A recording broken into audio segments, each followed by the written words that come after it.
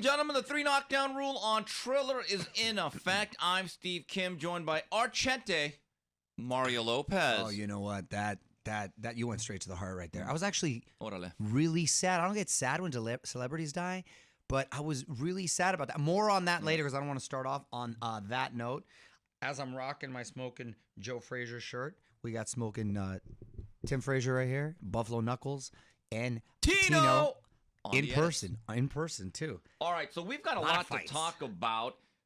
Saturday night from the famed Madison Square Garden on ESPN, Vasyl Lomachenko with a clear-cut 12-round decision over Richard Commey. Your score is 119-108 twice, 117-110.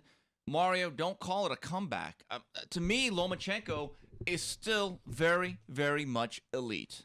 This is 2 weekends in a row now where I've had to watch the fights on the road.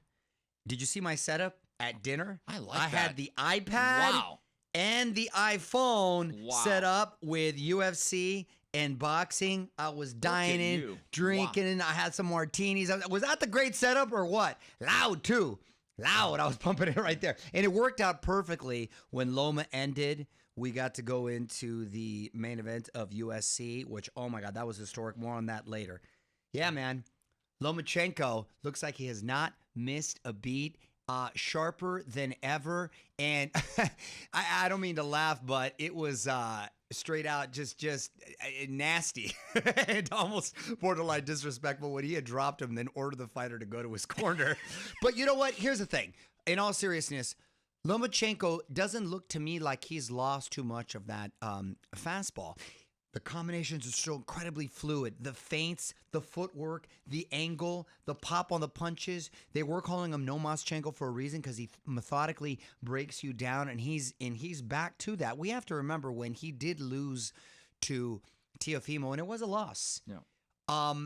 Teofimo seemed to be at his peak with all his powers right there. And I think in order to be successful against Loma, you have to have a certain level of power that he respects where he's not darting in and out. It makes him a little less reluctant. He doesn't engage as often because he's worried about the counters coming back. Therefore, he's not as an offensive machine, and so the other fighter has an opportunity to come back. So you need a strong guy that can actually crack. I think that's the only way. Not to say that Commey can't. He can, but he doesn't have the power, or pardon me, the speed to match Loma and timing in those counter shots. With that said, I thought Commey was starting to lay traps a little bit. He was not coming in there recklessly. I thought he had a nice little game plan. It just that Loma was just on another level.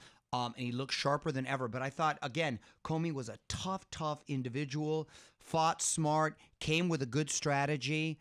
But Loma is the best in that weight class, now assuming Teofimo's out, for a reason. Lomachenko gives more angles than a geometry class. And I actually think that he is more contained in his movements. He's a little bit more inside the pocket. Makes him a better offensive fighter.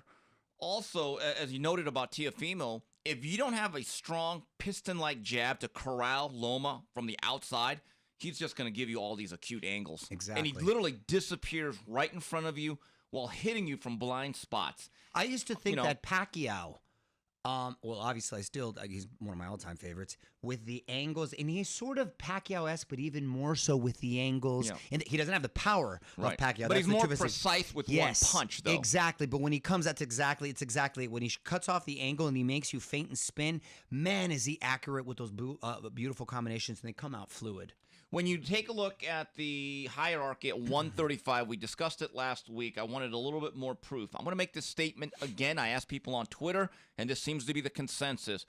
Obviously, styles make fights. Anything can happen in a particular bout. But if I was a betting man, I would not make Vasyl Lomachenko the underdog against any of the other current well-known lightweights in the world. Even Cambosas, huh? Yes. Cambosas, to me, who I'm a big fan of both in and out of the ring, very similar in the sense that fluid punches, nice crisp combinations, fast, strong, but not powerful. Yeah. We know he can take a great punch. I don't know if he's got enough power to have Lomachenko respect him enough to not have him come in, overwhelm him with his combos. You understand what I'm saying? Well, one thing about Loma, though, he still has unbelievable radar. Exactly. He could make you miss, swim without getting wet, and hit you with blind shots from the mid-range. That's the difference. Cambosas impressed me with his hand speed, though, and he does have some pop. He doesn't have that one-punch knockout power that Tio has, which we've seen where the way he took out Commey, and we've seen how he kept Loma at bay. But I think that's an interesting, closer fight than you may have it, Kim. I really do. The one with Cambosas. The one thing what Cambosas will do, he'll keep chucking leather in volume. And eventually, if you work in volume, something is going to land. But again... To break down the other fighters in that weight class, too, against like a Tank who does have some pop, but for some reason he doesn't let his hands go enough. And I think he's not as... His timing, he's very selective with his punches, and he is smart with his punch output, but I don't think the output is high enough to keep Loma at bay. It is an interesting fight. Haney gets a little interesting, but again, we were concerned about that suspect Chen too, so I do favor Loma in all those fights, with Cambosas being the most competitive one. Mario, also on this card, going back to the ESPN Plus portion of the undercard, Top Rank, when I look at a guy like Xander Zayas at age 19, Keyshawn Davis at 23, Jared Big Baby Anderson at 22. Like I said in my article on snack.com, Bob Arum and Top Rank, they're stacking more blue chip recruits than Alabama. They always Nick have. Saban. They always have. Wow. They've always had a really deep stable. And by the way, shout out, happy belated birthday to Bob Arum, who hit the 9th level. My God, my guy is, we've had him on, I don't know how many times, and still sharp as a tack, still very much in there, and a salty bastard. I mean, I love him to death. Did a nice little compilation video for him, and Tyson Fury did the happy birthday song for a concert. But yeah, just a quick shout out to him, wishing him a happy birthday. But yes, they continue consistently, decade after decade, to have follow-up acts and to really build a solid I thought it was ironic that Terrence Crawford, who made it clear, I'm out of here, is watching. Well, okay, you know what? The present is still Lomachenko. The past is Crawford.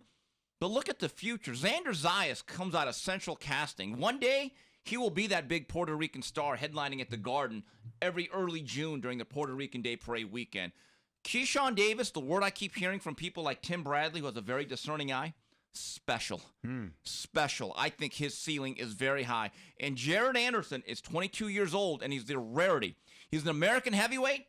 That's actually just a boxer. Didn't fail at football or basketball or baseball. I like it. From day one in Toledo, Ohio, he said, I'm a boxer, and it shows. And he's got charisma to boot. The future looks bright. It is exciting. Yes. Which is great for the sport. Moving on, also last Saturday night from the Dignity Health Park, it was showtime from Carson, California, and still the WBC Bantamweight Champion of the World, the Filipino Flash, knocks out Reymart Gaballo in 4. Nonito Donaire, I'm going to call him Paul Masson because he's aging like fine wine. So, wow, look at that analogy. Can I tell you something about Nonito Donaire? He is probably one of the only fighters, if not my favorite fighter, that has rose from the ashes and reinvented himself. Yes. I can think of Marco Antonio Barrera when he had the 2 losses with Junior Jones and the way he did it. And then he evolved. And that's the same thing I'm pleasantly surprised to see with Nonito Donaire, because I was there at the Rigondeaux match that happened in New York at Radio City Music Hall. Way back in 2013. Yes. That's how long ago that was. I was there for that. And when I saw him against Walters, the Axeman, who, by the way, just fell off the face of this earth after Lomachenko, right? We haven't seen him. Yeah, he's in the Bermuda Triangle, last I checked. Seriously, have you seen him? No, he's done. That's crazy, right? After that loss, that's so bizarre. Anyway, he had an emphatic victory, beat up Donaire, and I said, okay, that was a nice It's little, over. It's a nice little career. Yeah. Nice little career. The way he was able to go back down in weight, evolve as a fighter, because he's one of those guys that I think, much like a Roy Jones, relied a lot on his speed, reflexes, and power, right? And didn't necessarily develop fully his skill set to its full potential. Well, it seems like he matured, got a new outlook on life and on the sport, went back to the drawing board, and is better than ever. He's like a more complete fighter now. Knocking him out with that beautiful body shot. He's always had that big left hook, but to take it downstairs, I'm so impressed. And I'm always respectful and inspired by guys that have been down and have been able to come back and achieve greatness after they've been down. Those guys, to me, are even more champions. So tip of the hat to Nonito Donaire, who, in my eyes, now is a solid Hall of Famer. I thought he was a Hall of Famer with the way he performed in a loss against Inoue in the 2019 Fight of the Year. Yes. You know, back when it But was... real quick, I'm sorry to interrupt, but real quick, again, to show you the ebbs and flows, because I remember when he knocked out Montiel, remember, was with that vicious left hook, and people were comparing him to Pacquiao, and he might move up all these weight classes. That didn't happen. Then he had those 2 losses, because when people build you up, and then you have a big downfall, it's even harder psychologically to come back. So the fact that he was able to do it and be at this point now, I can't say that enough, that I'm really impressed and proud of him. About 8-9 years ago, when it was always that debate over Manny or Floyd on the pound-for-pound list, and Donaire and Sergio Martinez were always 3 and 4, I thought both of them were really flawed and overrated. I always said there's 2 pound-for-pound lists. It's either Manny or Floyd and Manny. There is no 3 through 10. And the thing that I didn't like about Donaire is, like you said, he was flash, he was fast, but he was not fundamental. He had no backhand. Very one-handed fighter. And if he could not zap you with that fast counter front-side hook, he ran out of ideas. I was there at fights that are going 7, 8, 9, 10 rounds. I'm thinking, you have a very incomplete game. There was no plan B. Also, you talk about the Walters fight. Remember, that fight's at 26. Right. And he admitted to me a couple months ago when I was in Las Vegas. I was having dinner with him and his wife and our good friend Jose De La Cruz. And I asked him, I said, Nonito, I got to be blunt. I thought you were overrated back then because I thought you were going through the motions. You know what he said? You're right. I didn't like boxing. If it wasn't for the money, I just did it as a chore. It wasn't a lot of fun. He goes, but now, Steve, I realize I'm coming towards the end. My kids are seeing this. I appreciate every training session now. What a great outlet. And I'm like, wow. So now he's a 3-dimensional fighter. He said, Steve, I'm at a point now, because he was talking about the knockout of Nordine Obuale, another undefeated guy knocked out. He said, Steve, I literally saw that move and my hooks 20 seconds ahead. I knew exactly where I was going to be. He's in the I Matrix. knew where he was going to. Yes, he said, Steve, I could literally visualize his movement to my movement. I actually saw the punch before I threw it. I still believe he's the most dangerous guy to Inoue right now. Wow, that's great. I mean, isn't that crazy to say? Yes. At this Out point of in his all the career? guys, he's still the most dangerous and he's guy. how old? 30 what? 39 for that weight class. 39 for that weight class is crazy. Wow. That's crazy. He's the That's Satchel impressive. Paige of bantamweight. That's impressive. Bravo. Mario, my nephew, Brandon Lee, got in some quality rounds, stopping the rugged Juan Heraldez in 7. I thought it was your cousin. Cousin, nephew, we're all the same. But you know, what's interesting about Brandon, he's put together a lot of highlight clips. Yeah, he could crack. This was game tape, and I loved it because there's a mirage that's created by early knockouts. Sometimes you need a guy to actually push back on you and make you work. That was a very similar deal, yes. Yes, and Brandon Lee, got to keep the chin down and got to realize guys are going to be throwing back punches, but I thought a very positive step for him. Saturday was extremely busy here. This is the 3 knockdown rule on Triller with Steve Kim and Mario Lopez. Some of the stuff that happened in the afternoon, the Zone had competing cards, actually, from Russia with love.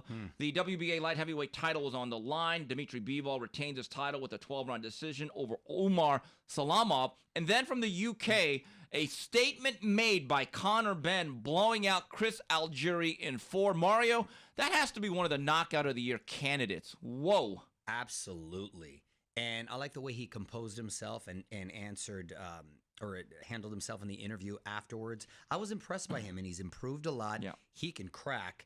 And Algieri wasn't exactly speaking too highly of him prior to that, so I think he got humbled afterwards. I like Algieri. He's a smart kid and always well-prepared. But Ben looks like, okay, he's a real contender here. And he called out, of all people, Adrian Broner after the fight, which, by the way, I wouldn't mind seeing. And I don't know why there's been a lot of Adrian Broner clips floating around lately with resurfacing, and I thought that was the knockout of the weekend. Yeah, thing about Ben, good head on his shoulders. I got to talk to him during the weekend of the Linares-Haney fight. He's a very intelligent young man. He's a little bit of a powder keg in a sense that he's not this tall, angular guy. But if he understands distance and spacing from a certain distance, he's dangerous. He's got real power in his both hands. 3-4 years ago, I remember watching a club fight when he was just a developing young fledgling guy. Got knocked down twice, and I said, this ain't going to work. He's gotten leaps and bounds better, technically and fundamentally. Look, do I put him quite at the class of Virgil Ortiz and Boots Ennis? Probably not, but you know what? He has a chance to develop, and hopefully one day they get to mix it up. Yeah. Mario, you know how much we think of Dmitry Bivol. Sure. He sat in this chair. He's one of my favorite people. Nice I guy. think he's highly skilled. Great boxing IQ. Style points, though, we're lacking. He's boring. He's Dmitry Boring. I hate to say it because he doesn't want to muck and grind from the inside. Now, look, can he fence? Great fencer. He's got to be taught how to knife fight. Because at some point, someone's going to be able to work his way in there and get there, and that is Azurdos, I think. Well, we'll talk about. Here's the issue: when Dmitry Bivol was first showcased on American TV, first on a Showbox, then HBO, he was zapping people. He was scoring knockouts. And you're like, ooh, this is exciting. That's his 6th straight decision. He's not exactly fighting Archie Moore or Bob Foster or Michael Spinks. I don't remember getting clipped in particular. Joe Smith. I was thinking about this. Someone said, Steve, was he Rosario, Ernie Gabion, my good friend from Everlasting Golden Boy? He said, Steve, is there a chance?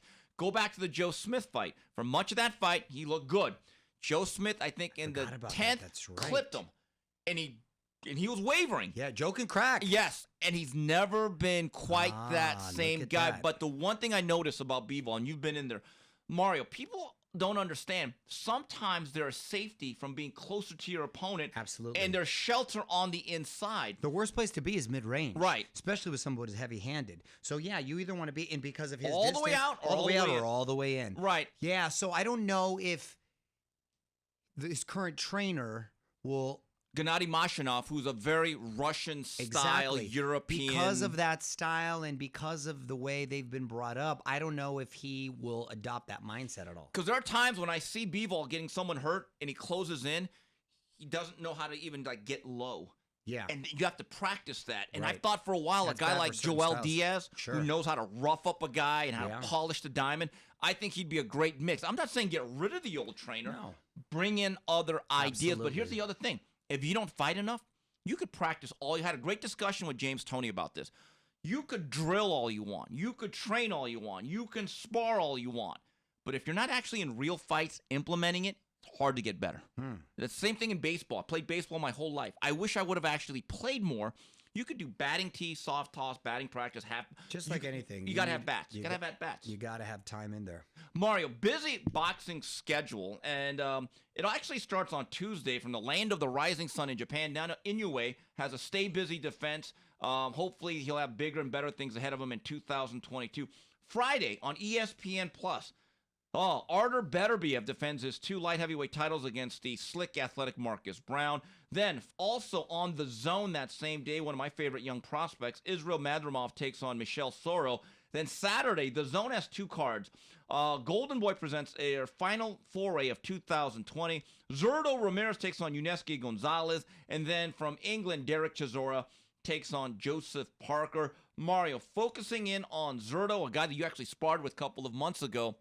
He wins this fight. I think both him and Bivol, do they not need each other right now? He is coming off a really impressive victory, so he's got a lot of momentum in a great venue at Bank of California here in L.A. He's going to another spot where he's going to be embraced. Yes. And one of my favorite cities in Texas, San Antonio. Orale. And there's going to be a nice big crowd there to support him. I know a lot of people that are actually going out there. So if he looks impressive in this fight, against a tough guy, by the way, who called him out, so he's going to bring the fight to him.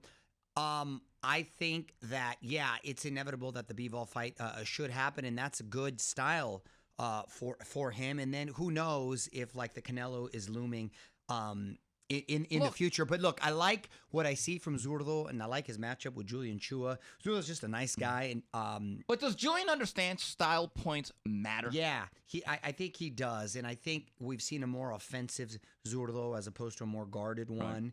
And I think in this weight class, too, because he's already a big kid. I couldn't believe he made 168 at 175. Now he's still big, but I think he's letting his hands go a little bit more. He's not killing himself.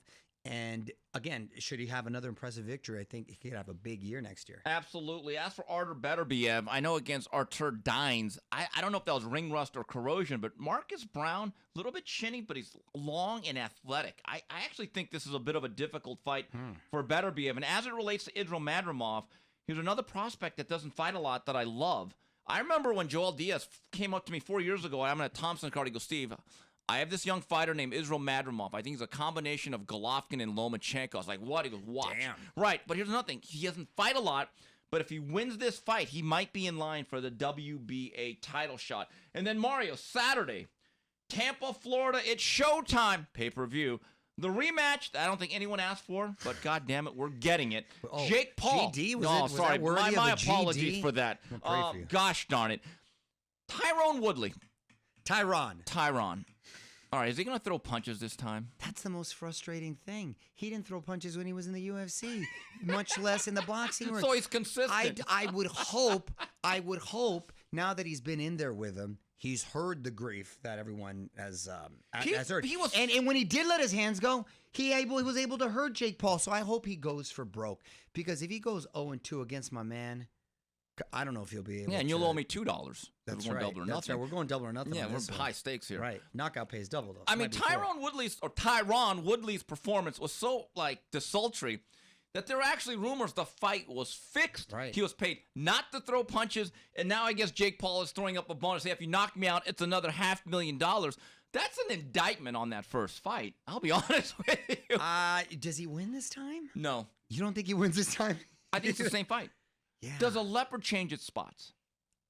Look, if a leopard's starving, though, you figure you're going to go for it a little bit more, right? You figure he's at the precipice of just now being able to show his face. Forget a career. Yes. Just be able to have any sort of credibility. My guy's got to let his hands go. At least he's got to go out swinging. Because I would like to think. I was looking to Tommy Fury for one reason. He comes from a fighting family. Right. He is, unquote, quote, a real boxer. Right. And the family honor was on the line. And then you're kind of like, whatever. But I am looking forward. Frank Gore from the U against Deron Williams, former NBA All-Star. Frank Gore actually, I think, is going to win this fight.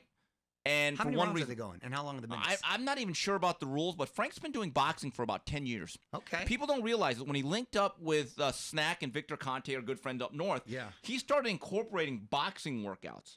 So he's been doing this for a very long time. And Deron Williams, he's obviously taller. I wonder how much heavier he is. But like you say, Frank Gore's a powder keg. Yes, he is. That guy played like 16 years of running back. Dude, my guy's a brick wall, of course. Future Hall of Famer. I would imagine if he lets his hands go, he should be... I've never seen either of them fight, obviously. He actually works out at the same gym, Sweatbox, in Florida, of Xander Zayas. That's right. That's why we saw that picture. They're stablemates. And I just think when you have that, you've done this, but you've probably faced guys who are better, quote unquote, athletes. But if you know how to punch and take a punch and jaw, you have such an advantage over the guy that just did it 2 months ago at LA Fitness. There's a whole nother thing. There's a lot of great athletes, but when you're getting blows thrown at you, it's all about being relaxed, composed in there, being able to control your breath, your adrenaline, and not gassing out. Yeah. So it's going to be who's in best condition, who's more in control of their emotions, and who eventually lets their hands go. That's it. Yes. That's it, because we're not going to get beautiful displays of boxing. It's going to be whoever can handle all those things. Yes, absolutely. So we come back on the 3 knockdown rule on Triller. We go to Ask Mario and Final Flurries. And we're back on the 3 knockdown rule on Triller. Steve Kim, Mario Lopez. The Ask Mario segment begins now. Here's one from Chad Giroux. It seems like there is no standard for judging pound for pound anymore. What requirements do you use? I personally use quality of opponent, activity, and I'm trying to think if there's another trajectory of career. Yeah, that's important. Are you in your prime? Yeah, well, exactly. And okay, then I'll add that in. Exactly where you are in your career. I was trying to because it does matter. So I think those are by those standards, it's hard to argue that no one comes close to Canelo. And I think career achievement absolutely matters. But the truest sense of pound for pound, they created for Ray Robinson as a marketing tool, as Joe Louis and the heavyweights got all the accolades, is that if everyone was the exact same weight and height, whose skills would be better? But here's the problem. It's such a variable. If I'm fighting 8s and 10s and you're fighting 2s and 3s, you can create a mirage. To me, it's a very clear 1 and 2 with Canelo and Usyk. 3, I think, is maybe up for debate. That's in your way. Over Terrence Crawford and Josh Taylor. That's exactly. We said that. That's our 5-some, though. That's the Fab 5. But 1 and 2 are very clear. Yes. That's the 1-2 punch. All right. Here's one from Quentin D. Lilly, very controversial, outspoken man on Twitter. Will Tank Davis and TMT ever fight the likes of Loma, Haney, Teo, and Cambosas, or will they continue to mislead us to think Tank is great without fighting the top guys in his division? You know what was nice to see this weekend? My guy Bernardo Osuna and Tim Bradley, and the Tim Desert Bradley. Star, loved him. They were just simply stating obvious facts out there. You can't call yourself the best in the division if you're not willing to face the rest of the division and the champions. And they said it pretty in a blunt manner, and they made a lot of sense. Hopefully it opens a lot of eyes and people start pressuring them, because you can stay in your own little bubble, but come on, they're not being practical as far as calling yourself. I thought it was interesting. Andre Ward's trying to downplay what Canelo did in relationship to Tank, and I'm thinking to myself, I have to check this, but I believe that Canelo has actually been in unification bouts at 54, 60, and 68. My guys are coming off back-to-back undefeated champions. Yes. And knocking them both out. And now Right. he's going to go up yet another weight class. It's ridiculous. Yeah. Like, you can't even, come on. That's Come on. That was not a great look. Here's one from Jose Diaz. With Isaac Cruz having a good showing against Tank, and now Ryan Garcia coming out of the woodwork saying Isaac would fight him in his patio, would this be a good matchup? Well, what I'm hearing is a potential Garcia-Jojo Diaz matchup, which I like. I still like that fight. I like that fight. That's a nice, good little competitive fight that I would not have a problem with. So Ryan says he wants to fight three times this next year. What'd you say? Well, we know he said a lot, but he said wait, he wants three? To, that's what he said. Three. He should be very active. And I think his AJ would be great. And hey, if he gets into it, he's been cleared medically for his hand to train. So fingers crossed, we'll see. Three. You don't have faith, huh? Okay. Has he been cleared for sadness? Oh, look at Tim Frazier Tim coming with the Frazier. left hook. That was a people's elbow there. Here's one from Webfoot Chicano. Few, if any, television announcers notice nuance, i.e. the art of picking off punches. Defense is one of the 4 areas in judging in fighting a fight, right? Yet blow-by-blow guys go nuts acting like a thrown punch hitting gloves is a landed shot. Why is that? Who's the most complete announcer today and why? Here's my view, Mario. Defense matters, but they talk about the 4 criterias, and you may disagree.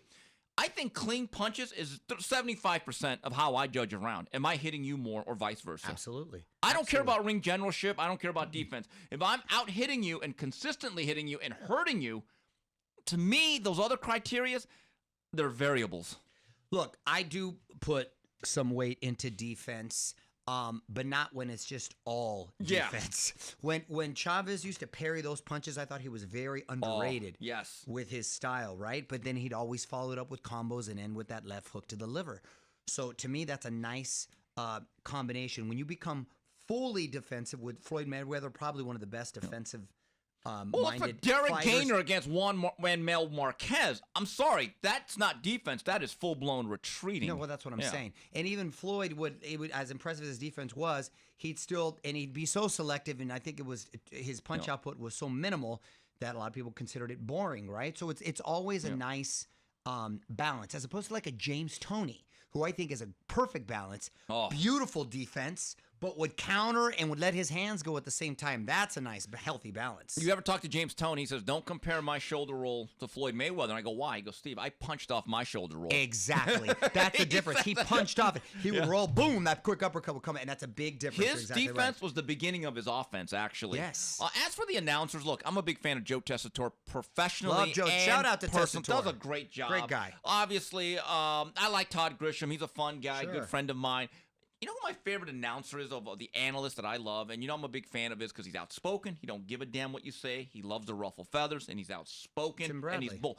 Love the Desert Storm. Hey, I think his development as an announcer has been unreal. I agree. As far as fighters turned broadcasters, he's my favorite working right now. I want to bring up Paulie Malignaggi, who... He's missed. He is missed. To me, he was one of missed. the best fighter turned broadcasters. And when having conversation with him before he even got into that space, I said, hey, you would be a great announcer because he's smart, he's articulate, and he knows how to describe what he's seen really well and give inside information. He's missed. Yes, That's all I'll say we'll right just there. leave it at that. Yeah. Final flurries. Mario, I was stunned, and obviously this hurt you being a Mexican-American. Vicente Fernandez passes away at the age of 80. A quick question, was he in ill health? Yeah, he wasn't in health, so it wasn't like a shocker to everyone. It's just, I don't get sad when, this may sound callous, but I don't really get that sad when celebrities die, even though it's inevitable. They grew, sure, of course. This one, for some reason, I actually got really sad, man, and I went down like a rabbit hole, and I was on a 6-hour plane ride, and I was looking at old videos and hearing all the songs. A lot of boxers came out to his songs, right? Bro, you have to understand, like my grandfather listened to him, my dad, and I did, whether it was waking up early Saturday morning because they make you clean the house, they're listening to them, or anytime you have a carne asada at the house, you're playing them, or if you're sad or your tios are arguing, it's just like every Mexican family can tell you. It was like a voice of a culture and voice of many generations. And what's more impressive to me about Vicente than anything is that he was able to stay relevant for decades because he kept reintroducing himself to new generations. And my guy would be famous for putting on 3-4 hour concerts because he says, as long as you keep applauding, I'm going to keep singing. So it was a marathon. And for that... So that is the Mexican work ethic. Oh, yeah, dude. So he would do for that, for taking tequila shots in the middle and drinking through the whole thing. And he was self-taught. He had a natural tenor voice. He was like a Pavarotti. Yeah. But so his voice, completely natural, not trained, from Guadalajara and Jalisco. And it's just like, it just really like kind of, I don't know, it struck a chord in so many people. It affected so many people, as you saw. Yeah. There was such an outpouring of love and affection for him. And he's talking about timeless. He was sort of like our Frank Sinatra and Elvis rolled into one. So would you say at least half the Mexican households in North America have 3 pictures? Virgin Mary, Chavez, and Vicente Fernandez. Yeah, or at least 2 of the 3. Point. Yeah, I mean, look, he sold over 65 million albums, and half of those were here in the States. So even the rest were all over the world, and most of them in Mexico, of course. But he was adored all over. He was adored all over, and not so much just for his music, but he was a real machismo Mexican guy that, you know. And he luckily he was a little older because his little Me Too was one guy goes a little handsy, and he was, you know, he did his thing. But man, he a legend that will, I don't even have to think about, he'll be remembered. Yes, because his music will continue on for generations. Rest in peace to a Mexican icon. Mario, UFC, this recent card had a big upset. Bro, whoa, this fight, 2 upsets. First of all, shout out to Juliana Peña. My girl, they call her the Venezuelan Vixen, but she's half Mexican and Venezuelan. She's from Spokane, Washington, the hotbed of Spokane, Washington. And she upset probably the greatest female fighter of all time, but I was hesitating because I was going to say probably the most dominant UFC fighter of all time, male or female, who I love, Amanda Nunes. She was something like a 20-1 favorite, something absurd. But I kept saying Amanda was being so vocal, or pardon me, Juliana was being so vocal about how she's going to take her out. I'm like, oh my God, this is going to be a short night. This is going to be. She came out there and she got beat up a little bit in the first round, but she bit down on her mouthpiece, let those hounds go. She was not intimidated, and that's what happens. And with a lot of these fighters, they lose psychologically before we get in there. She said, screw it, and she went for it.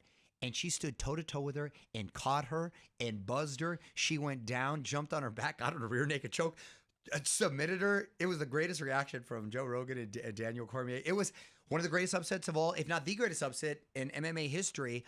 Unbelievable. Any talk of a rematch? Oh, yeah. Okay. And they're both very classy together.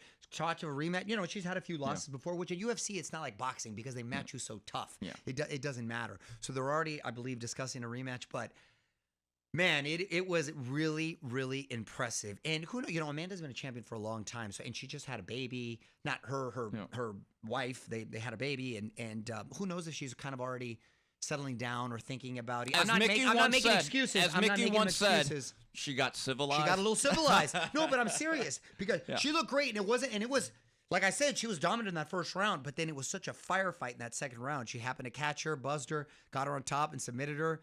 Hell of a fight.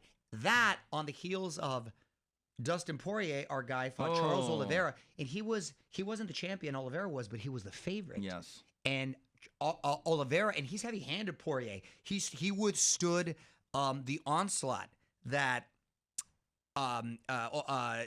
Poirier was letting his hands go. My guy, Charles Oliveira, is tough, really tough, and his hands have gotten better, but he keeps his head too straight, no head movement whatsoever. So I thought it was just a matter of time. But he survived the round. Next round, he managed to take him down, and he's got the most submissions ever in UFC history.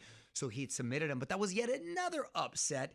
Great fights. That's the thing about the UFC. They match you so tough. It's like we get Crawford Spence every week. We really do. And multiple times throughout the show. Multiple times throughout the fight. So the turnover ratio is quick with the champions, but wouldn't you rather have that than someone where you have to really wait and marinate or over-marinate these fights. I would rather have quick turnover. I think it was what Jack London once said, and it's the difference between the UFC and boxing. The strength of the wolf is the pack, and the strength of the pack is the wolf. The UFC gives you a pack of fights.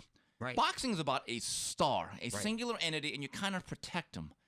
I mean, I think there could be a middle ground for both entities. I get it. It'd be better for the sport. But I know one thing. I hear a lot less complaining or better Yelp reviews for UFC pay-per-views generally than I do for boxing. You get more bang the for truth. your buck. There's no doubt about it. Bang for your buck. I would compare it more to the NFL because it's about the shield there with UFC. Right. No matter what, you're going to tune in. Mario, you're absolutely right. You know, as big a football fan as I am, till I get the red zone on my TV, Yeah. I really don't know about who's really playing what, but I know that for the next 9, 10, 12 hours, I'm watching the NFL.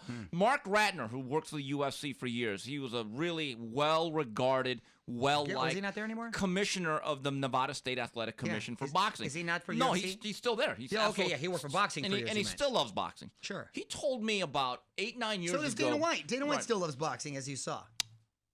Mark Ratner, when he first got to UFC, because I was very friendly with Mark, and he still comes to fight, shakes everyone's hands. Wonderful gentleman. He said, Steve, it's amazing. And now I'm working for UFC now, and I'm at a show in Toronto. Man, it's a lot different than boxing. And I go, in what way? Steve, it's 4 o'clock. Doors open for the opening bell or opening octagon thing. There's 10,000 people literally waiting to get in. Yeah. Now, in boxing, you've been at these shows. They don't show up till the main Those event. 4-round fights, you're fighting in front of the commissioner, your manager, And your family. and the janitor.